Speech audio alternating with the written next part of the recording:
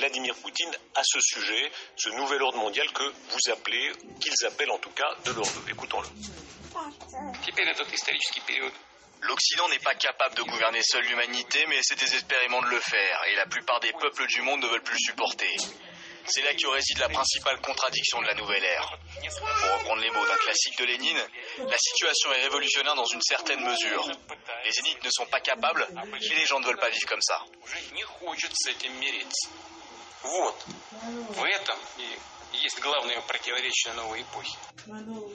Monsieur l'ambassadeur, est-ce que vous partagez simplement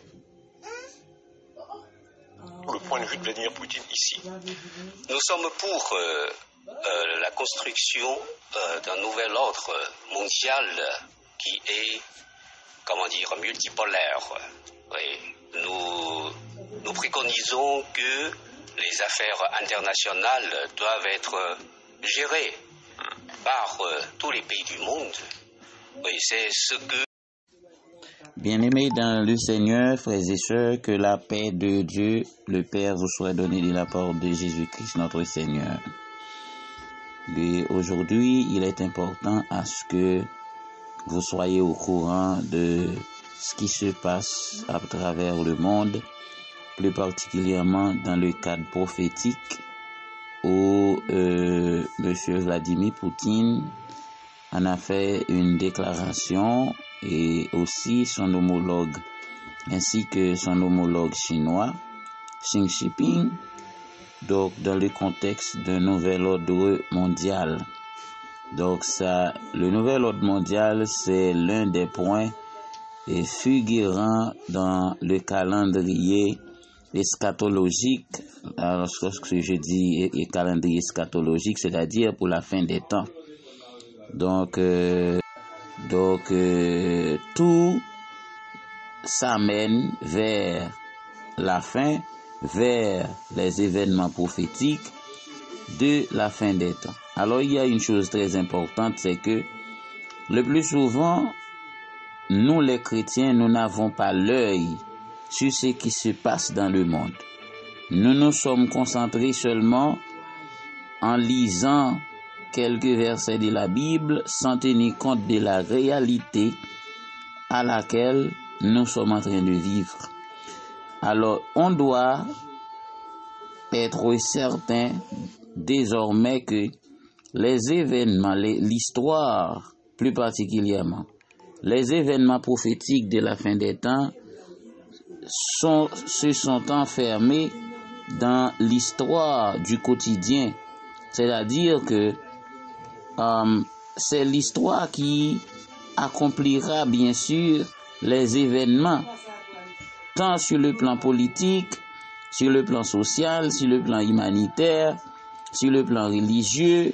Donc c'est-à-dire, les chrétiens ne devraient pas être tout simplement des gens qui lisent quelques passages de la Bible.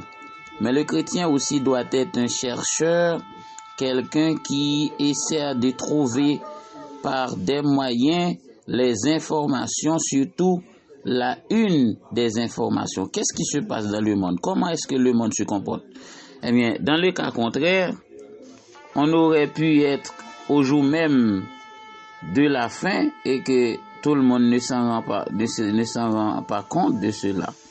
Il se peut que l'Église soit enlevée cette soirée-là, pendant ce temps que nous ne sommes pas même au courant de ce qui va se faire, en attendant l'accomplissement des prophéties qui ont été annoncées pour la fin des temps. Pendant ce temps que toutes les prophéties sont quasiment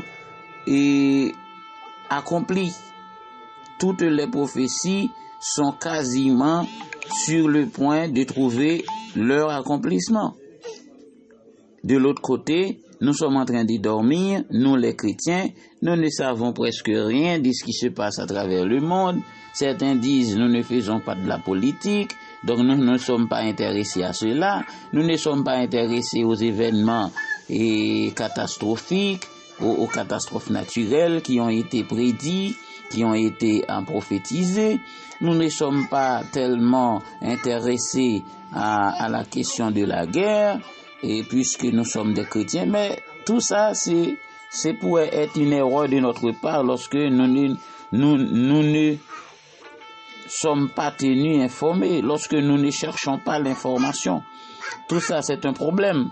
Donc maintenant, nous sommes à l'heure d'un nouvel ordre mondial selon les autorités chinoises et russes.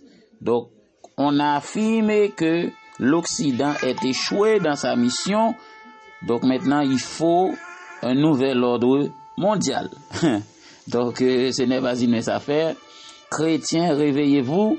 C'est un message d'alerte et c'est mon devoir, en tant que serviteur de Dieu, pour vous prévenir de ce qui va arriver, de ce qui est en train de se faire dans le monde, parce qu'on doit être accroché avec les événements de la fin des temps. Surtout ces derniers jours, il faut être éveillé, il faut avoir un œil sur ce qui se passe dans les pays, surtout en matière de guerre et autres. Donc, c'est un message pour vous réveiller, comme c'est un avertissement, comme Jésus-Christ en a demandé aux disciples de prier, de ne pas dormir, parce que l'heure était déjà venue. L'on procède à l'arrestation de Jésus-Christ dans le jardin de Gethsémani, et à maintes reprises, il revient, il fait le va-et-vient vers les disciples pour leur dire: mes amis, aidez-moi à prier parce que le moment est venu. Pourtant, ils étaient en train de dormir, et au moment où Jésus allait être arrêté par les principaux sacrificateurs. Donc, mes amis, mes frères et sœurs dans le Seigneur, c'est un avertissement pour vous, et étant que serviteurs et servantes de Dieu qui cherchent le Seigneur, qui attend Jésus-Christ il y a longtemps. Donc maintenant, nous devons nous accrocher, nous devons nous tenir à la brèche. Donc ne soyez pas comme les 10 vierges qui a 5 folles, parmi lesquelles il y a les 5 folles, mais il faut être comme des vigiles, il faut être comme en fait des sentinelles pour les seigneurs en ce temps de la fin. Que le Seigneur Dieu Tout-Puissant vous bénisse de toutes sortes de bénédictions spirituelles et matérielles dans le nom de Jésus-Christ. C'est votre frère et votre ami, Pasteur Jacques Charles.